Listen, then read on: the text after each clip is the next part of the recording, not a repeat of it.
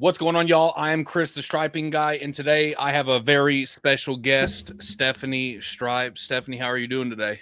I'm very good. Yourself?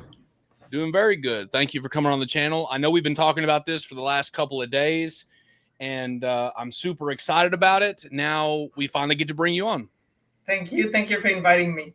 Yeah, good. Okay. Well, so first, if you don't mind, just tell us a little bit about how you got into striping.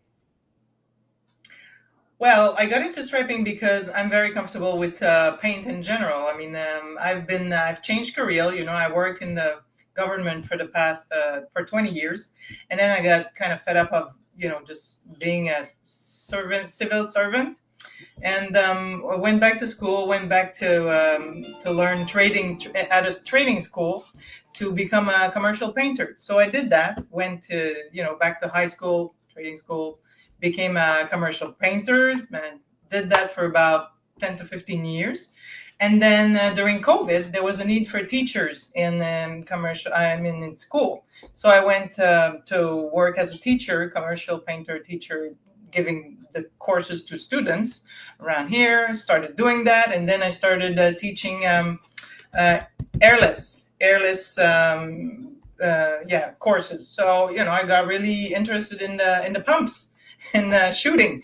So obviously I was one of the few women that was interested in that subject. So I started to actually get very interested in it. And while I was researching for different kind of models and series companies of pumps that were existing, I fell onto those multiple commercials that were suddenly appearing online, and talking about using those pumps to create parking lot lines, or any kind of, at least putting paints on the floors. So that's how I got the idea of using the pumps to do it. It's something I had never heard of. I had no idea that business actually existed. And now every time I talk about it to people around me, they're actually very surprised that that business actually exists. It's like, it feels like people think that it's kind of magic. I mean, most of the time when you look at the lines in the streets, the work is done during the night. So maybe that's why people don't really see people working on it. But anyway, that's how I got into it, and that was 3 years ago. And yeah, a lot have happened since then, Chris. A lot. Yeah. All right. If I want to make sure that I understand you correctly.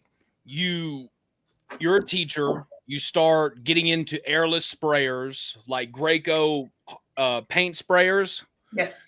and then from there, from learning how to deal with those Graco sprayers, how did you initially get into line striping? And then not only that, but to decide to do it as like a business, because once you learned about those sprayers, you must have looked at the line striper too and been like, oh, wow. So as you're learning how to deal with those pumps, when did you decide, oh, there's a business here?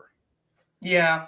Well, it was very inspiring, the commercials that I saw online, and it was an opportunity for me to, go through a challenge and see how much I could do of that. I think it was really a challenge to myself, and I said, all right. So if I think I can do it with pumps, so how about I prove it? I prove it outside, not only inside, because obviously I can already do. Airless, on walls and ceilings and a lot of things. So it was a different, approach of the same pump. So what made me decide? Well, since I was mastering the maintenance of a pump, I felt that the risk of buying that equipment that is quite expensive. It's actually between what, $5,000 and $8,000 here. I don't know in the States, but it was a big investment, and I felt that if I don't do it, who will? Because the main problem with those pumps is that if you don't know how to maintain them, you could actually scrap one in about one or two contracts. The money is gone. So I thought, okay, I can handle it. So I bought I actually bought a pump, Graco 3400. That's what I've been using since then. And first year I did 3 contracts. started with water, obviously, to try. Trust me, I was shaking. I was nervous.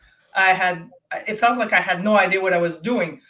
One of the first questions that I had was, I'm getting into that business and I don't even know how long a parking lot line is. This is how bad I started. But I knew about the products, obviously. I knew about the pumps, the products. I didn't know if there's a market around. I didn't know the competition. I didn't know what to do. I'm still learning, been doing a bit, but I need to learn more. I need to grow. So that's actually how I started. Went from, okay, I think I know how to maintain that pump, how to, make sure that this investment doesn't go to waste, to let's try it with water.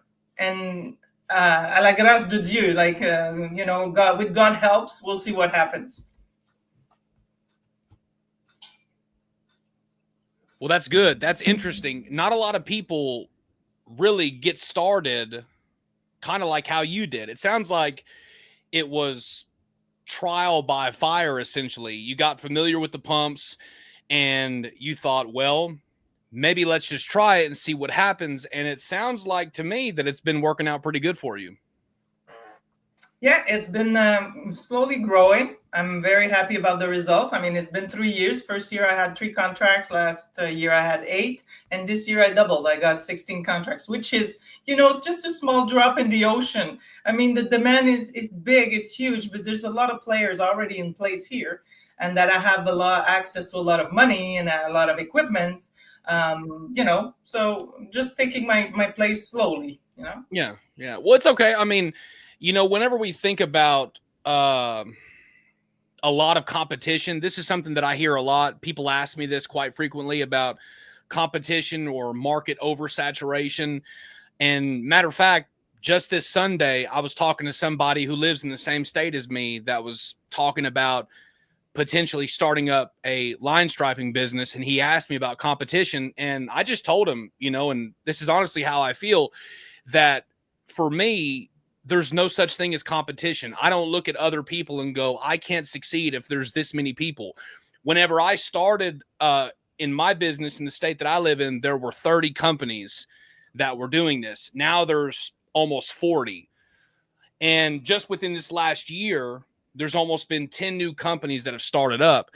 And it's the same exact concept for me. I mean, I just look at whatever obstacle is in front of me, and then I'm wired to dominate that obstacle. And I know you are too. And you're on your 3rd season. You're going into season 4. Is that correct? That's correct.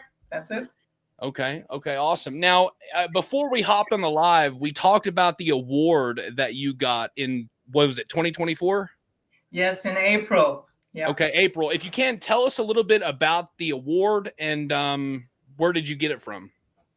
It's a program that exists here to help women in industry, in different business leadership, and to own businesses. And it was well, I was in competition with a few hundred people, and I won that competition because of probably the fact that I'm trying to get into a market that is not very accessible to women in general. I mean, it's traditionally a business that is held by men, and that's fine.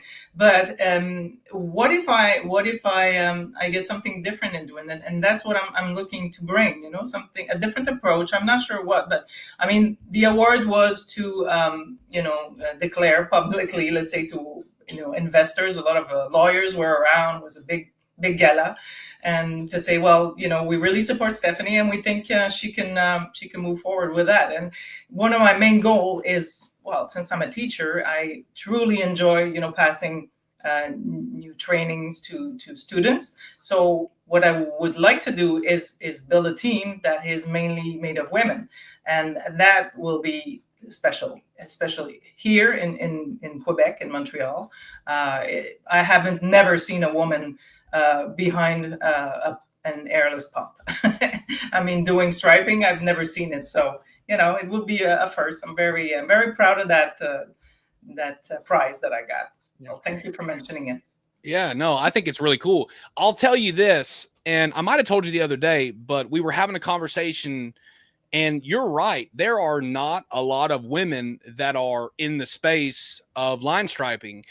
There could be people that work for other companies, but predominantly, I don't know of any women-owned line striping companies that are out there. So the fact that you're trying to start this or essentially pave the way for other people to follow in your footsteps is super inspirational. The other day, I got a call from a woman in Houston, Texas. She was asking me about women working in this type of environment, and she said it's predominantly males that are in the industry. And I told her, yeah, unfortunately, there's not a lot of women that are in this industry that I could really point you to. But then we connected, we started talking. And so now, whenever I get ladies that are calling me, I got somebody I can point them to.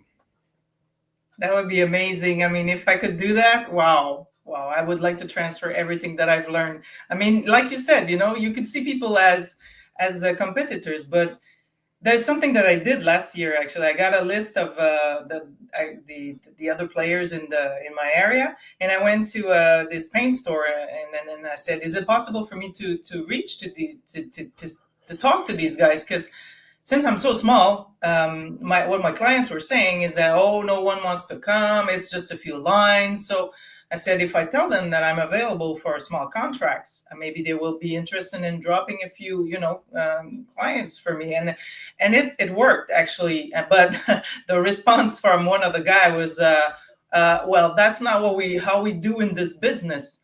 And I said, well, this is what I'm bringing. I'm bringing you something new. I mean, yes, I'm willing to take the small contracts because I'm learning. So why would I take a huge contracts where I'm not used to it? So it worked out. There's actually a guy from a different city who said, okay, next year, anything I have in your area, I don't want to do it. I'm going to give it to you. So collaboration, you could say is one of the first thing that I'm bringing in my area, saying, well, we can work together. You have that machinery. You can do that kind of contract. I can't.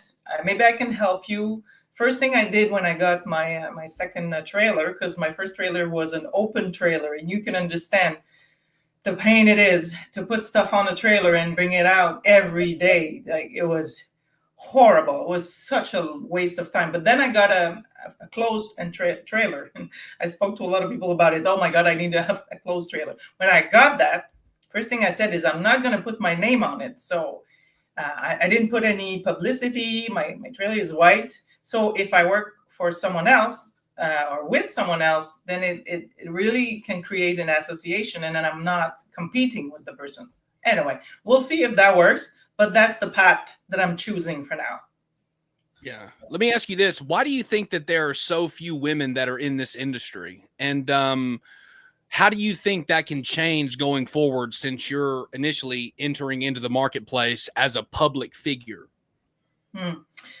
This is, for me, it's like chocolate. If you've never had chocolate, you don't know what it tastes. You don't even know that it exists. So it's the same thing. It's just because we don't know that it exists. Me personally, because I worked for the city as a painter for a few years, I know that I enjoy working outside. I love feeling the air, feeling the heat. I love working in the heat. It's not going to stop me. I love customer service. I worked for the government for so long. I give very good customer service. I'm there on time, and I keep my promises. So it's all these things that work together that make it accessible for me. And this need that I have to challenge myself, I guess.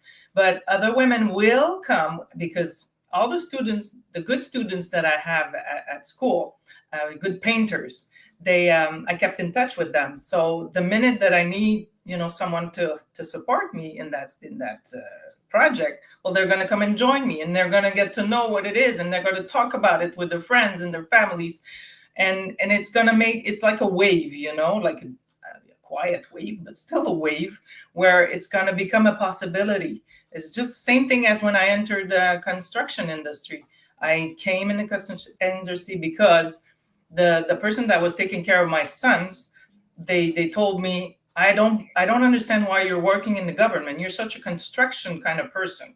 She said, my cousin has a painting business. And she said, I could see you run a painting business. And just that idea, the moment that she gave me that idea, that it was a possibility in my head, then I went to school and then started the process. but I hope I can bring the same thing. But first, I need to make it good for me so I can teach others.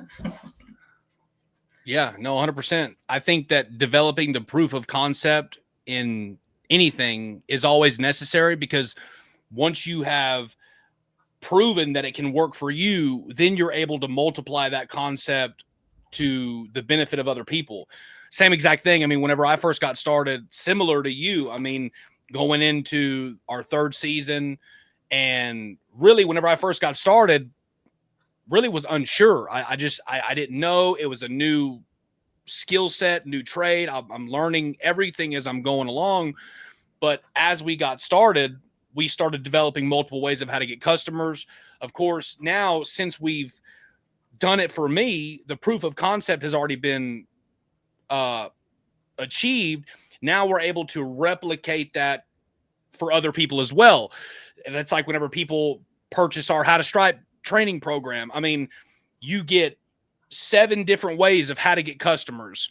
And so it's not just a training that teaches you how to paint a parking lot, but how to get customers, how to effectively market yourself and compete against larger companies who might have more of a aggressive marketing budget. And really that's what we do, is we teach people how to start with zero experience and essentially build a business from the ground up. Let me ask you this, if you don't mind, give us some examples of how Stephanie goes about to get customers. If you can, just lay it out for us. Year one, how you got customers, and then how your skill set has developed going into your third season. Well, I talk to everybody. I do a lot of connecting, with a lot of organization. But I have to admit that when I bought the machine, it was at Sherwin-Williams here in my city. The guy that sold me the vendor that sold me the machine. The minute, obviously, he saw me buying it, he's like, I've never sold a machine to a woman. So he's like, I don't know what you're going to do with it, but is there any way I can help you? I said, sure, if you could refer me to your, other clients, I mean, people that are buying paint at your store. And which he did. Yeah, there's actually one of his clients from who people they buy paint from him for their building. They said they needed someone to stripe, so he referred me to that client, and that person referred me, had me do about 10, 15 buildings of 100 parking each. So right away, that was a huge support for me. And the second way I started was when I work, people stop by and they right away, they're asking me for an estimate. They're like, okay, come to my business here. Let's do this. So, and every time I have to admit that, because I believe it's because I'm very faithful, and I do what I say, and I do it well, and I know my products, and I enjoy, well done work.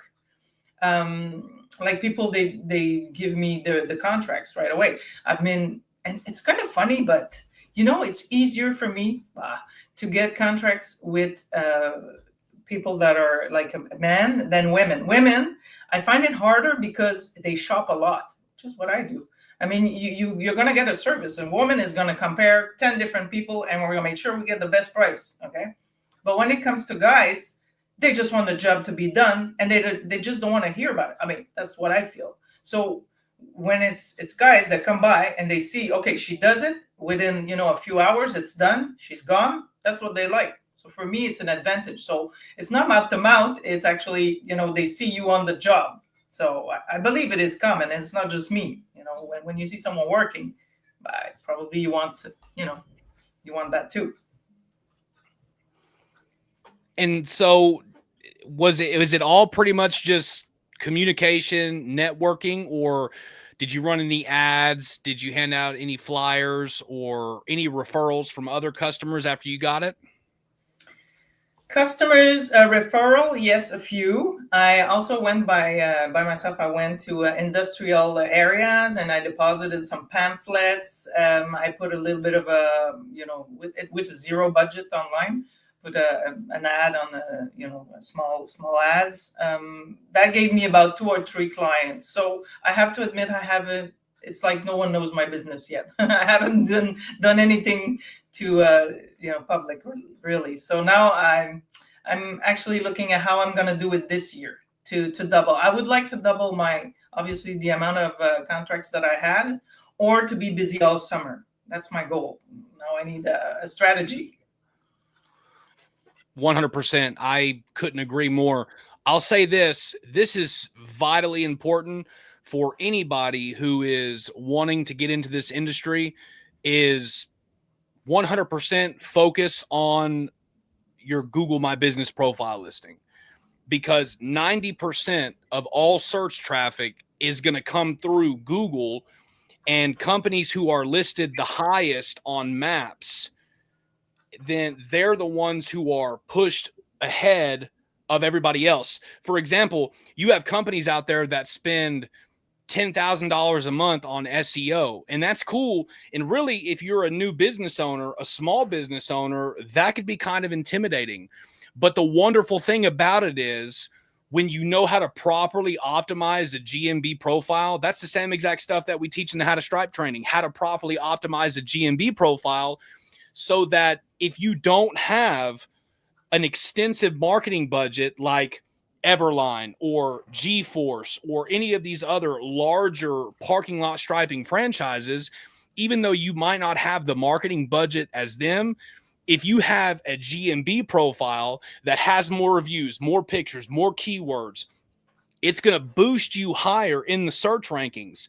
So you don't have to have the fancy trucks, the fancy trailers, the shirts, all the marketing stuff. You don't have to have that. You don't have to pay thousands of dollars every single month for your website, because if you can outrank your competitors on Google, that is going to give you access to 90% of that search traffic, and you will stay busy all year long just off of Google. And then before you know it, it begins to compound over time. So then, once you start tracking your analytics, you realize that, 60% of your customers are coming from Google, 10% are coming from Facebook ads, 3% are coming from business cards. You know what I mean? And then you start tracking all this data, and then you realize, just by simply focusing on Google, you could literally have organic leads and traffic coming to you every single month, and your business will skyrocket from there. So one thing that I really, really like, though, is you highlighted on communication. For anybody who's watching this live right now, Stephanie highlighted communication. It's so important to make sure that you're talking to your customers.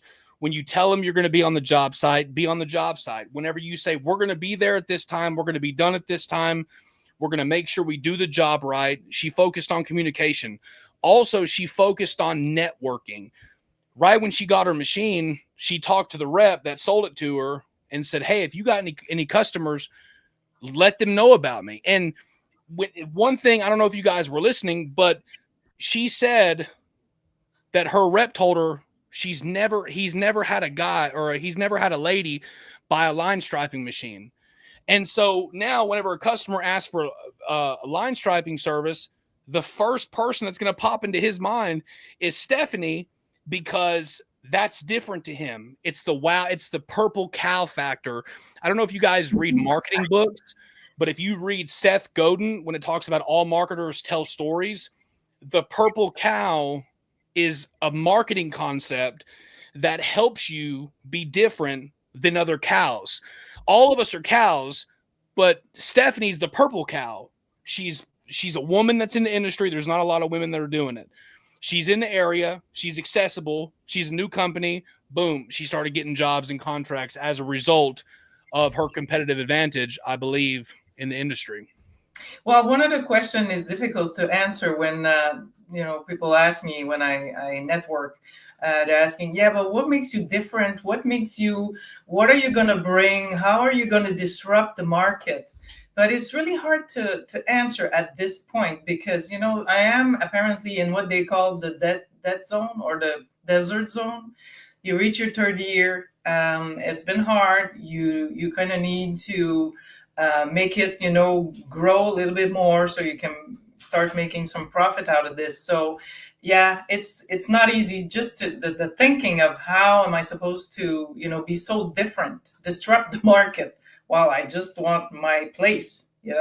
So this is going to be another thing I have to think of. I mean, I understand, but I want it to be more than just wearing pink.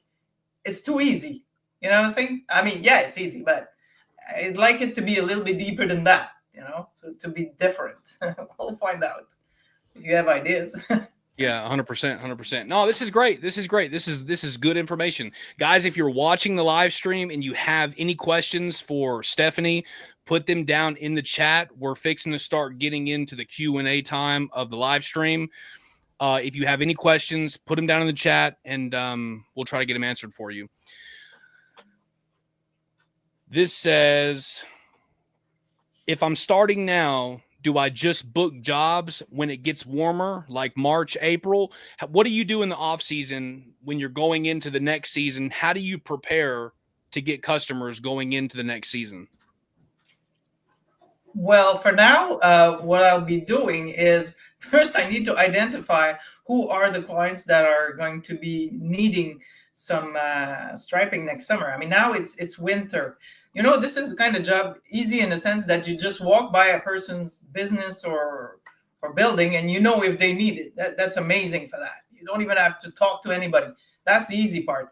The hard part is to reach those people, because you might have a building with 500 condos, but there's no one who's available on site to answer. You need to find, so this is what I'm going to be working on, finding who are my best clients, where should I go. And the other question is who does not already have someone to do the job, because they like to keep the same person. This is a business that comes back every 2-3 years. At least here we do have to use acrylics most of the year, so it's a good paint, but it needs to be, and depending on a lot of obviously, if there's a lot of rain, a lot of snow, there's a lot of sun, wind, everything that can make it to be renewed. Anyway, it goes for every 2-3 years. You need to go back. So once you're in, that's what they told me last summer. They're like, okay, so now you got the contract, I need you in a few years, I'll call you back. So now I'm finding out, and I need to reach those people. The other thing is then I'm looking at what I needed last summer. Let's talk about stencils. I have had demands for a lot of putting numbers on the floors. First, I started with one kit, 0 to 10. But then the minute you have 20, 50, 30, 100 with latex, with the acrylic, it doesn't dry. So it's really a problem. It started leaking everywhere. So now I realize that I have to buy multiple sets of numbers. So I'm planning on the stencils that I need. At this point, I don't have a provider, not a provider, but someone that's going to sell me the stencils. So I'm looking around.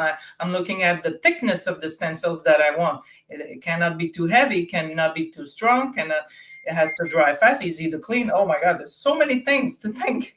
My trailer, okay? I would like to go up to a 3,900 Greco. Is my trailer large enough so I can fit the machine or not?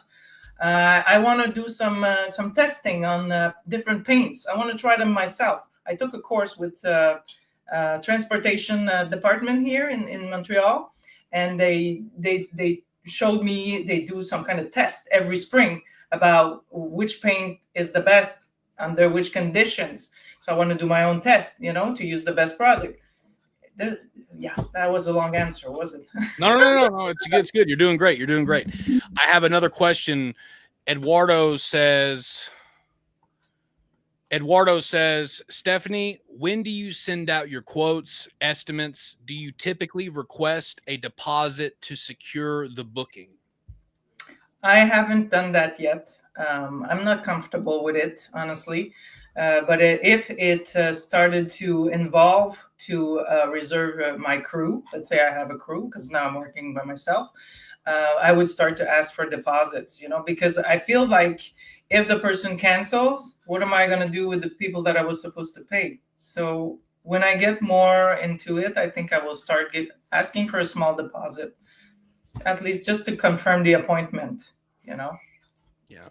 And one of the things, it just depends on the circumstances by which you're getting into it. For example, let's say that you just started your business, you registered your LLC, and you haven't even got equipment yet.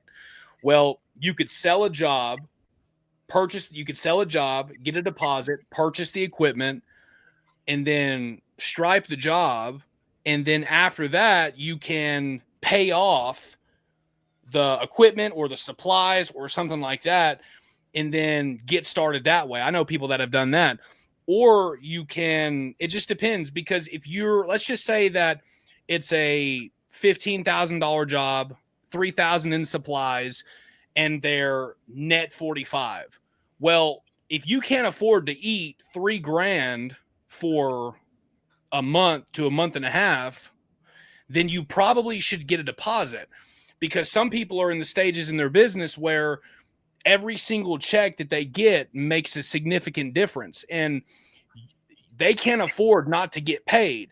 And so if you're in a position in your business where you can't afford to take a $3,000 hit on supplies while you're waiting for these companies to pay you, then get a deposit. There's nothing wrong with that. I mean, I've got a customer that we serviced last year.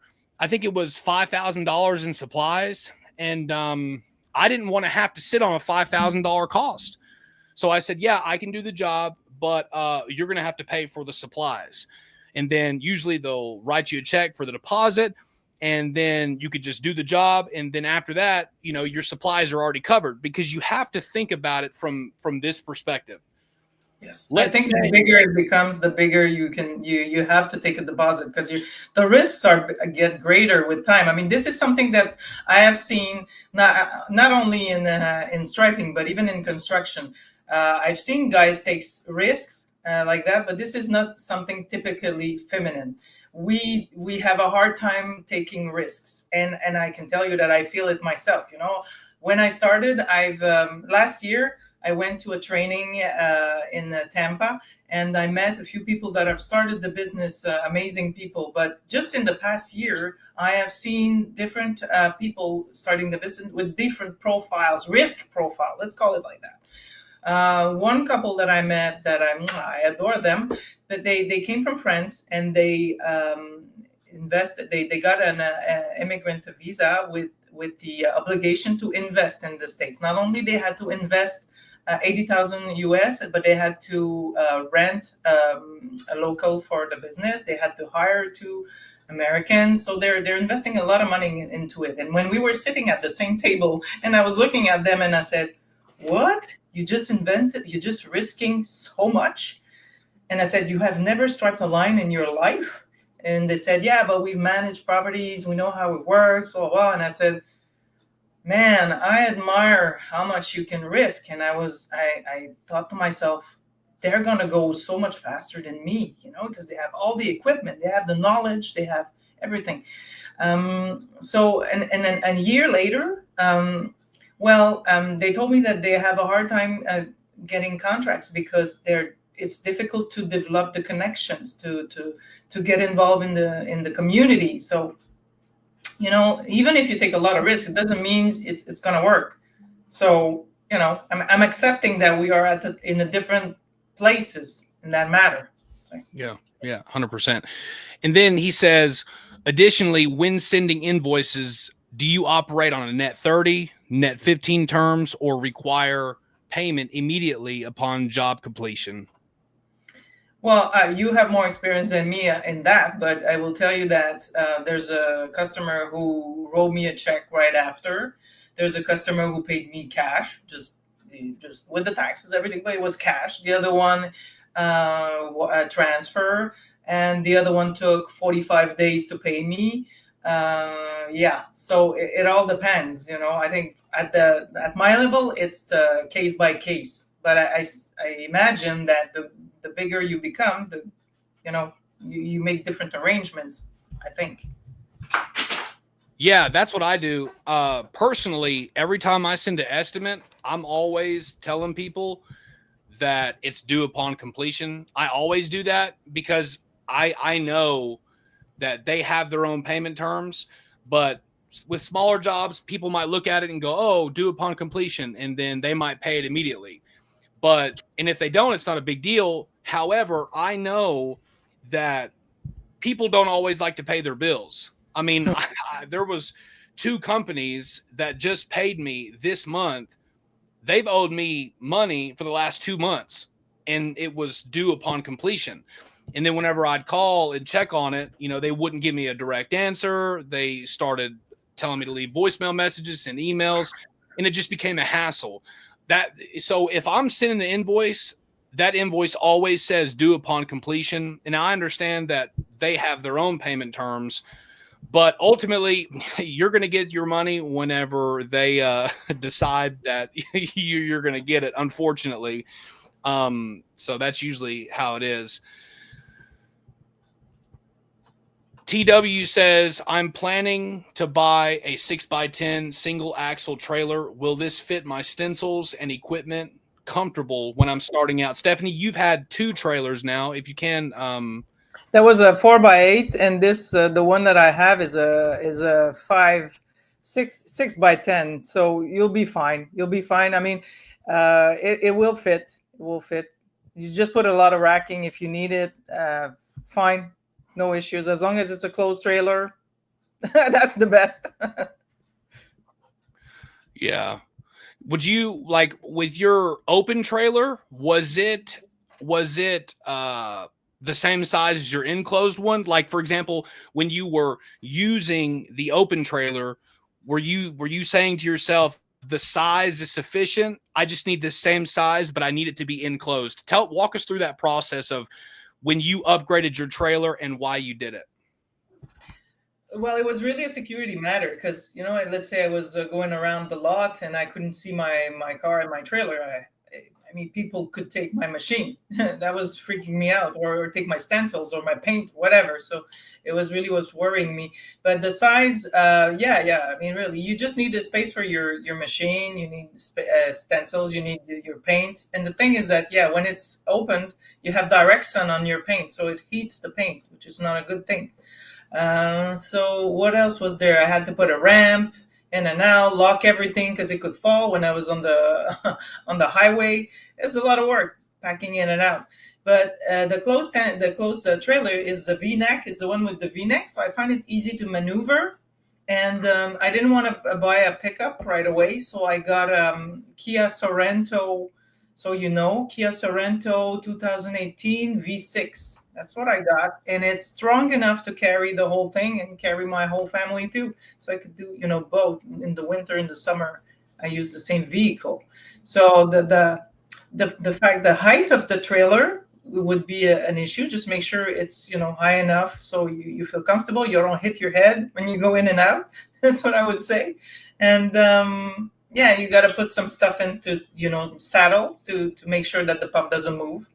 And that's what you need. Yeah, it was about $4,000 for Canadian thousands. It's cheap. It's not bad. Seriously. And what was the size of your trailer? The first one was 4x8, and the second one is 6x10. So exactly what you're getting. I know it fits a Greco, like I said, 3,400.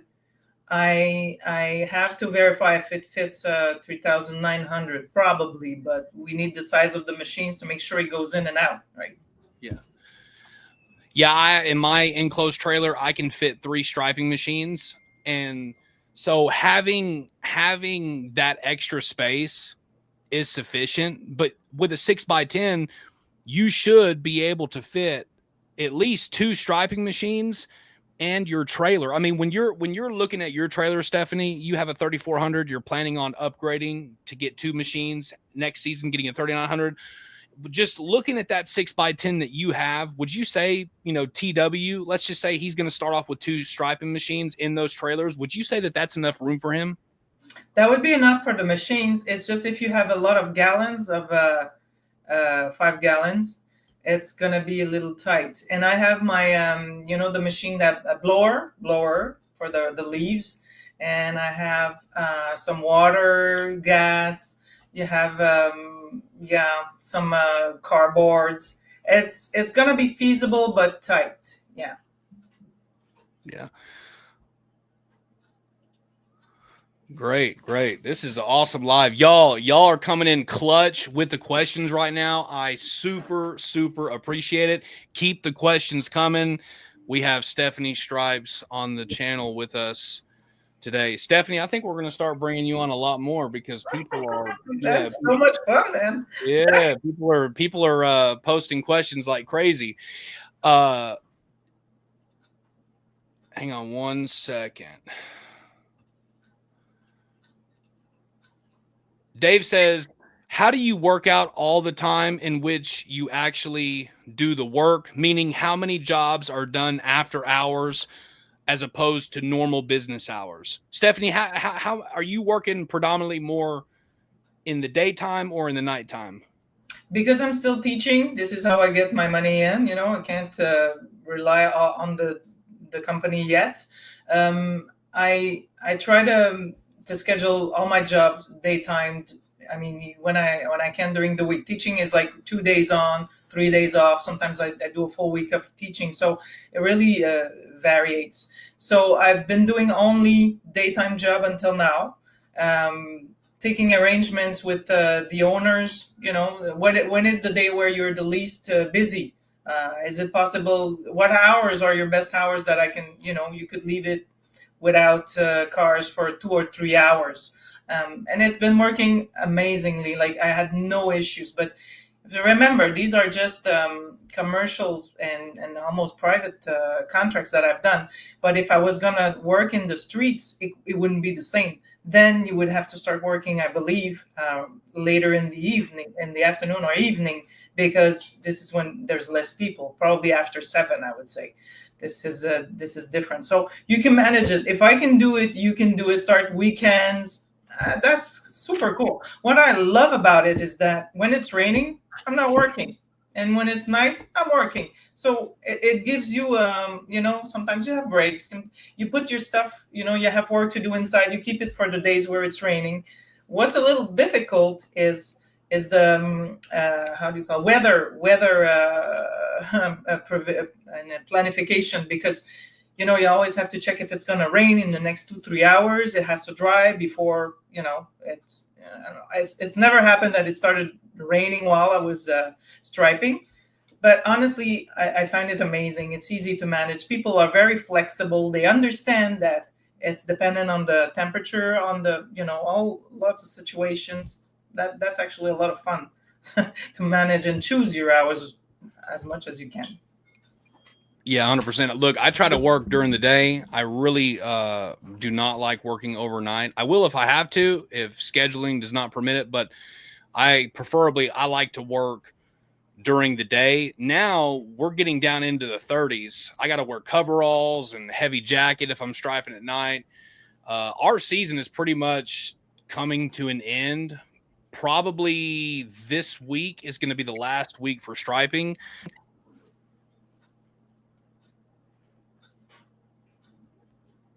I'm losing you. I haven't heard. Again, It's going on and off. is it? Okay, now you're back. Okay, sorry about that. All right. I was saying that you know, preferably we try to work in the middle of the night. And yeah, so here we go. We got another question. And Thunder Waldorf says, I own a pressure washing business and I want to start offering this service in January, but I will only have hand tools. I can't get the striping machine. What advice do you have for my situation? I own a pressure washing business and I want to start offering this service. Okay, you already have a washer pressure, but I will only have hand tool. I can't get the striping. What advice do you have for my situation? What you mean is you're gonna paint with the masking tape. Is that what you're saying? Because I mean, Yes, that's what he's saying. okay. Well, my advice would be to start with small projects, because this is not going to be easy to do large projects with tape because it's going to be also expensive. That tape is becoming more and more expensive. So yes, it is feasible, it's possible, but small projects, I would say, until you can oh, why don't you rent it? I mean, at my tool store, they actually, where I worked, they rent striping machines. Rent it for a few times and start with that. That's my advice.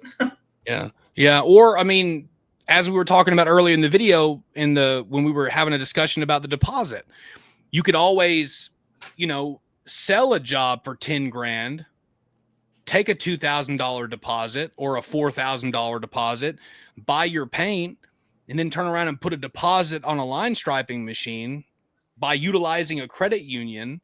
And then what you can do is have low monthly payments. You'll have your first line striping machine to get started with, and then you can do all that at one time. You can stripe your first job, you can get a down payment on a machine, and then you can even get some money rolling in. So really what I would suggest to you is be innovative. You know what I mean? Don't necessarily don't necessarily back yourself up into a corner. Be innovative in your approach and try to utilize the necessary resources that you have around me. So if you already own a pressure washing business, then you have income that's coming in that you're able to allocate to other avenues. I mean, if you own a business in general, you should have money set back for equipment expenses.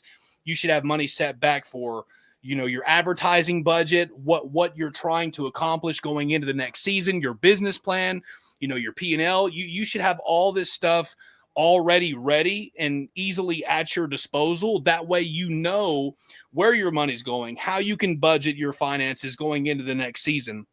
And what you have to do is start with what you've got.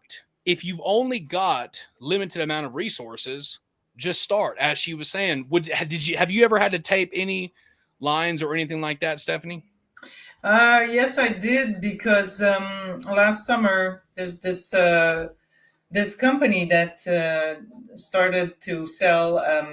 It's kind of pavement made out of car tires. Okay, so they're kind of destroying the tires and they're making it into a plastic paving surface, which is very interesting actually. So, but it's kind of a cushion. So, and they wanted to try a new paint. Well, they asked me, because I'm a teacher, like I said, I know about the products. So they asked me, how could I provide a product that would be very resistant, that would not fade away in a few years. And I proposed urethane to composing. I mean, two parts. Okay, so and I was not ready to put that stuff in my machine. Trust me. You know that if you're gonna deal with that shit, you better know your product, your cleaning product, because it could stuck, very fast. And it was only for like 10 lines, and if I wanted to put that product in my machine, I would have had to buy so much for 10 lines. It didn't make any sense just to process it through the machine. So I said, okay, I'm gonna tape it to answer the question. So I taped the line. It was a two composite, so I had to mix and do it one at a time. The result was great. It's just you kind of need to make it straight. Make sure that you tape it straight. That's feasible. Happen. Yeah. 100%. Yes, ma'am. Yes, ma'am. Okay. Hang on one second. I'm writing this down because I'm going to chop this video up later into multiple videos. Man, y'all are cranking the questions out, dude. I want to say, dude, I appreciate it. The more questions y'all put down, the more video ideas that it gives us, and it really helps us crank out the live. I really, really appreciate all the questions. Justin says, love your stuff, Chris. Been watching for years. Well, look, bro, I appreciate it. Thank you for watching. It really, really means a lot. I'm super thankful for it. All right. Mackie says, do you get customers sending email messages for appointments and door knocking on commercial businesses? Essentially, Mackie's just asking for the multiple ways of how you get customers, Stephanie, and what would be your approach? Well, first now I really have to go on that Google thing because it's I feel it's going to make a whole difference. I mean, I'm going to be here, online this year because of you, obviously, and I'm going to be showing you the difference of between and after. We'll see. But so other than the Google ads, which I think because someone said, there's you don't have to be fancy about that business because people don't necessarily want to be inspired by that business. They just need a service. So they need to be able to find you and have the job done. It's not like selling some new, perfume or something. There's a need. You need to be there. So it seems to be fairly simple in that matter. I am involved in networking a lot. I have not really spent money on, electronic conversations like emails or publicity. I've done nothing on that. I only have a TikTok account where I put what I did. So, that's it for now. But I have to say it didn't give me customers. Just gives me a bit of attention for now. But still, I'm enjoying it. So emails, you know what I did, honestly? The first year, I had no idea how to settle the prices that I was going to propose to my clients. So what I did is I called a company that does it, and I pretended to be a client. I know I'm not inventing anything, but that's how I started. So I asked them. I said, "Okay, I have a business. I have 15, parking lots, and I'd like to know how much you would charge. What's your address?" So I gave a commerce address. They went on Google Map, they checked, and they said, "We're going to charge, you're going to get that job done, you're going to charge you, I don't remember, let's say $400. So that's how I got my first information on prices, because the prices that are sold in the States is totally different than what's happening here. So no one could help me. So that's how I found out. So I did that. Obviously, I didn't take the contract, but what they did is they followed up with emails. They did that thing where they send you messages. And at a certain point, I felt harassed. I was so tired of hearing from them because I gave them my email, and I realized I do not want people to go through this. This is becoming too much of a robot and follow up and this and that. It's not personal. So for me, I don't want to go that way if possible. Trying to make it more personal. Appointments, yes, it takes a lot of time to settle the appointment because you need to speak to the person, you need to maybe leave a message, and then they call you back and you look at the temperature. It is very demanding, right? But yeah, so door knocking, I've done it this summer. I don't know if it's going to work. I'm exploring different ways, so my answer is not going to be complete because I'm still trying stuff. So sorry. Yeah. And then he also said, how do you get clients when you were just starting out? When you were just getting started, what was the first thing you ever did? Was it that Sherwin-Williams that referred you?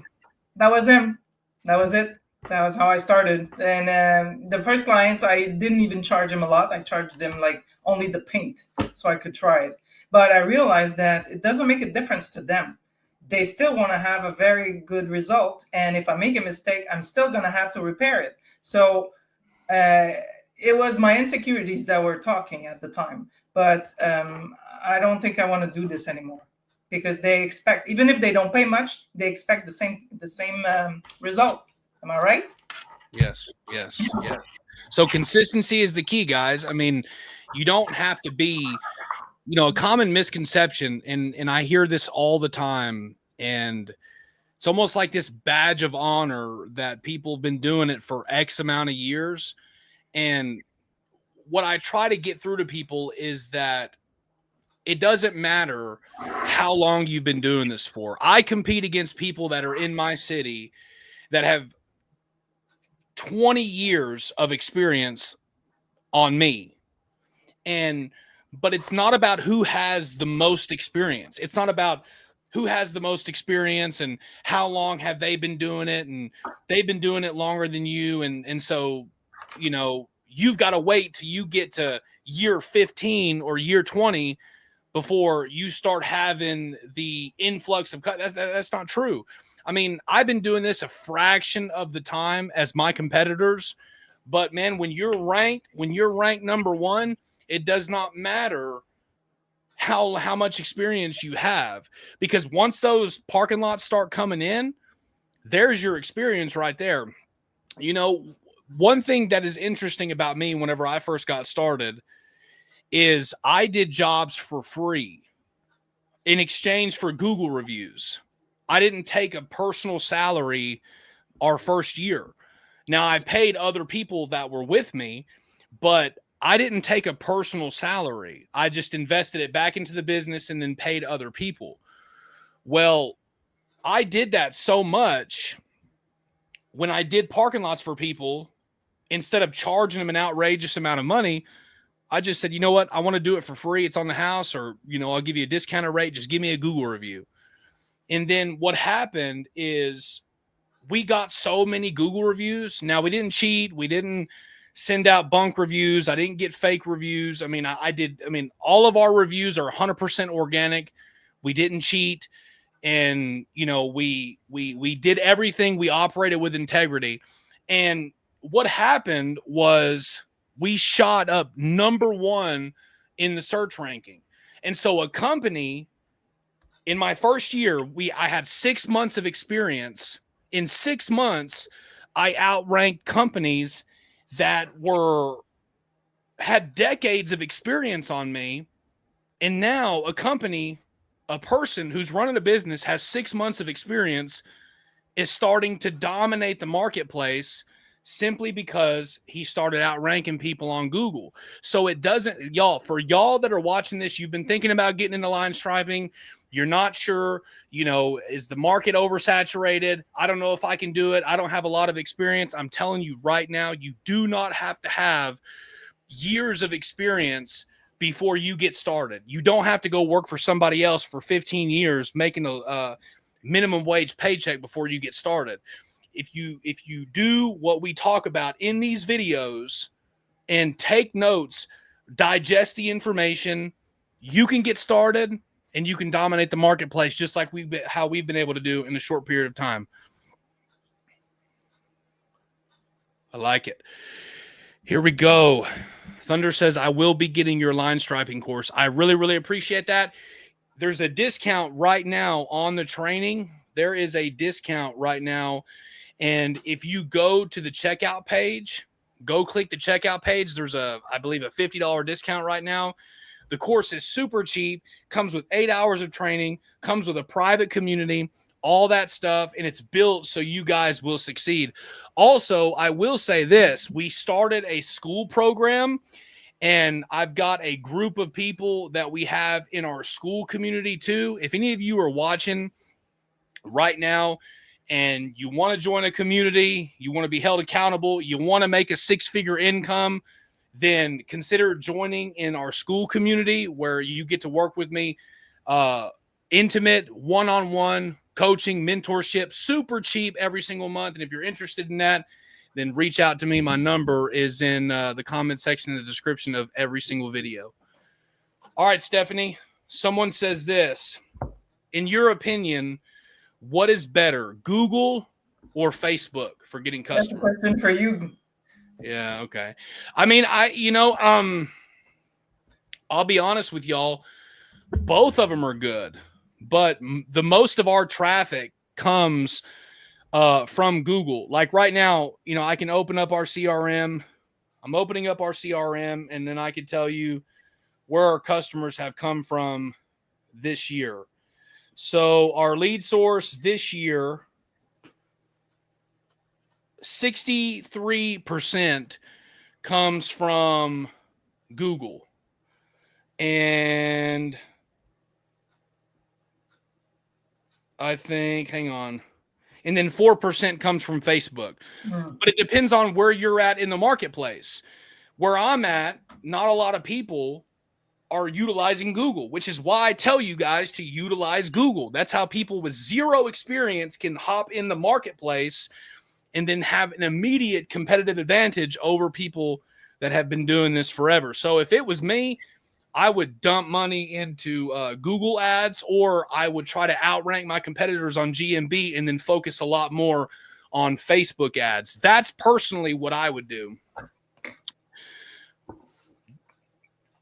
Justin says, very true. Experience doesn't matter. They care about how well the parking lot looks and if you are a trusted company with good reviews. 100%, Justin. He says, we have a company of 6 full-time workers out here in San Diego, California. Awesome. Rhodes says, how do you balance work, family time, and church? Well, that is kind of difficult. Whenever I first got started, you guys know my story. Whenever I first got started, I was working 3 jobs. I started striping, quit my 3rd job, and then I still worked a day job and a night job. And then whenever I was using the money from my 2nd job to fund my business, because remember, if you guys have followed me for any length of time, you know that I ran my business in the negative. Whenever I sent my business plan to the bank to get my first loan, I told them intentionally that I was going to run my business in the negative. I was going to lose money to build a reputation and then leverage that reputation to make more money on the back end. If you've been watching me for any length of time, you guys know my story. So the first year, you got to work, man. You got to work. If you're not financially independent, I don't come from money. I didn't come from money, but now we got money. So you have to, first, number one, you can't be lazy. Lazy people never succeed. I want to say this. So many people reach out to me that are lazy. And if you're lazy, you're not going to succeed. You might as well just keep working for that paycheck, because lazy people don't succeed. Now, balancing work, family time, and church, well, you got to put the Lord first. The Lord's got to be put first in your life. If you're a believer, the Lord has to be put first in your life. I mean, the great commandment, thou shalt love the Lord thy God with all thy heart, soul, mind, body, spirit, strength, and love thy neighbor as thyself. So if you love God how you're supposed to, your love for God is going to help you prioritize everything else in your life. And so the Lord has to be first. In the book of Colossians, it says that in all things, he might have the preeminence. So if Christ is first and you have him put where he's supposed to be, then you're balancing your priorities and everything else will fall into place.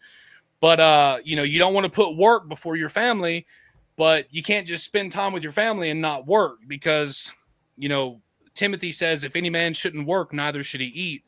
So it's going to be a sacrifice. It's going to be a sacrifice, 100% sure. So if you're going to do this, God is first, then everything follows. Jesus, 100%. So live stream's been good. We've been going for an hour. If you guys have any more questions for Stephanie, put them in the chat, and we will answer some of your questions. Any questions? And we will keep on going. So, yes, sir. I'll see you soon then. Yeah. So let me see. If we got any more questions are going to be coming in. This is our first live stream together, and I'm telling y'all have cranked the chat out, dude. This has been probably the most questions I've ever gotten in a live stream. Well, Stephanie, this is just a start. This is just a start, Chris. We're gonna have fun. 2025. Good stuff. Look, all right. So let's talk about Payvex real quick. Let's talk about Payvex. So are you you're going to Payvex this year, right? Well, yeah, I am. And I'm gonna show you. I'm gonna take a few classes. Okay, which one am I gonna take? I'm gonna be taking Introduction to Construction Sweeping. I'm gonna take the beginner's class, how to jumpstart your striping business. I'm sure I can still learn a few things from that. I'm gonna take Masterclass, Mastering the Art of Precision Striping, Durable and Decorative Pavement Markings, MMA, Thermoplastics, Sport Court Resurfacing. This is gonna be amazing. I'm gonna get out of there all inspired, and I'm gonna be wanting to try a lot of things. It's coming along, man. Yeah. Well, that's good. Look, I'm going to Payvex too. Did you go to the very first one in San Antonio? No, I was no, I didn't go there. But it's just one time. And you? How did you find it? I went. So I got invited from a company, sent me an invite, and then asked me if I wanted to go. And then it was pretty cool. We just walked around and recorded videos the entire time. I mean, I wasn't like a conference speaker or nothing like that, but I went to PAVEX, and we pretty much we hung out and recorded videos the entire trip. And so that's what we're going to be doing this time. It's going to be in Chattanooga, Tennessee this year, I hear. Yes, sir. We're gonna visit this new place, and I don't know if do you think anybody in the group here or that is following is gonna come? If you guys do, you should notify us. It would be nice to meet. We'll be there. Yeah. Look, we started it. I got a group of friends of mine that we kind of started it as a yearly trip. There's 4 of us, and we kind of just made it every year wherever PAVEX is. We're just planning on meeting up there, spending the week together. And we did it the first one, and then this year we're going to be doing it as well. So I got a group of friends we're all going to go together and just hang out, record videos. And so is anybody in the chat that's watching right now, are you going to go to PAVEX? And if so, you should definitely give us a holler. I know we're going to meet there, right? Yeah, I'm driving. I'm going to be driving 17 hours. So trust me, when you want something, you get it. And that's what I think I've been doing in the past. If you're in this kind of business, honestly, I think we have to do a bit about it every day. Just to invest into it, advance slowly. And going to this training is really one of the, you make it real. You think it was easy for me? I was the only woman in the classes. It wasn't easy. But realize that there's a lot of other people that are starting. So, even if you come, you're not going to feel alone because we're a lot in the same situation. It was amazing. Yeah. And I'm looking forward to it. I know we're going to hang out. I mean, there's going to be how many nights are there going to be? 4 or 5 nights? Yeah, 4 nights. Yeah. Okay. Well, then, yeah. So we'll meet up. We'll probably go out to eat, do a couple of video collabs. It's going to be awesome. So if you guys are going to go to PAVEX, I'm going to be there. Stephanie's going to be there. And a lot of us that are going to be there too, that are in the Discord chat. If you're on the fence about going to PAVEX, then just think about it. Consider it. The ticket is really, really cheap. You don't even have to go to all the classes. I think the ticket's like $50. So if you guys are interested in that, then we'll see you in Chattanooga, Tennessee in January. And but if there's not anything else, Stephanie, thank you so much for coming on the channel today. It's been a pleasure to be here with you guys. Have a great day.